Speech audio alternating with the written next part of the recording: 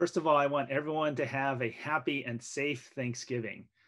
It's a time for us to be thankful for things that we do have, even in this very difficult year.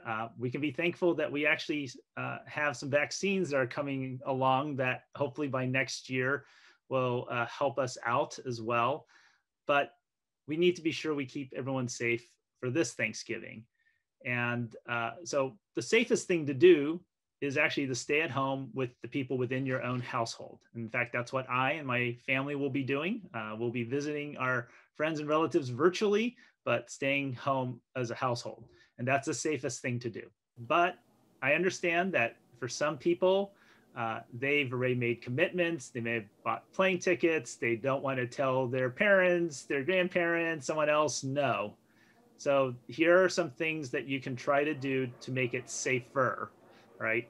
So first of all, I would remind people that if you are going to be with other people outside your household for Thanksgiving, first of all, try and minimize the number of households, right? So it's not the number of people, it's the number of people coming from different households, especially if there's people coming from other states.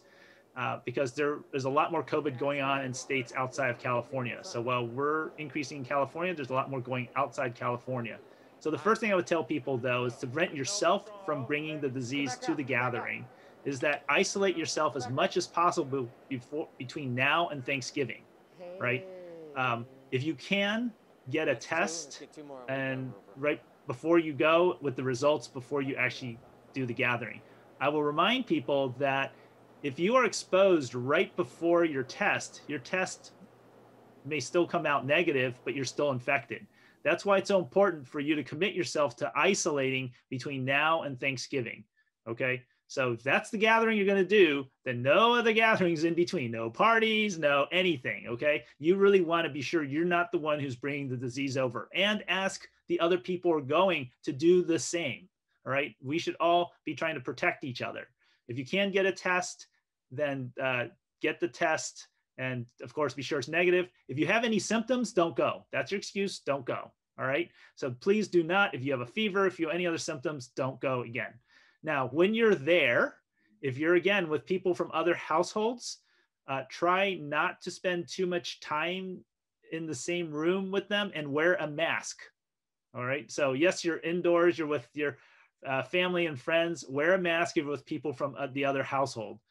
You can come together, do a prayer together under 15 minutes.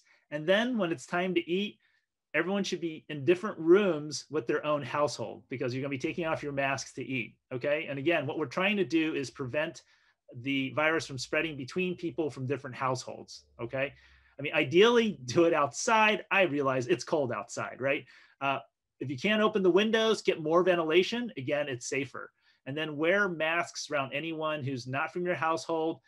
Try not to be too close to them, ideally 6 feet, all right? But try to keep some distance.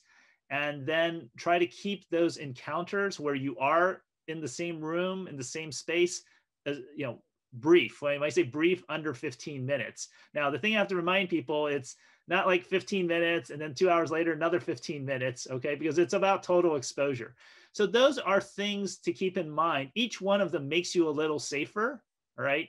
Again, the safest thing is not to be together. And by the way, that's a perfect excuse for that annoying uncle who wants to keep talking about the last election, or the other relative who keeps wondering like, oh, when are you gonna have another kid? Or when are you gonna have your first kid? Okay, you got a perfect excuse this year for that. But if you can't do that, just want to remind people, okay, then no other gatherings leading up to that. Wear a mask when with people in other households. Keep that distance. When you eat, separate out by household. Those are some of the things you can do to make yourself safer.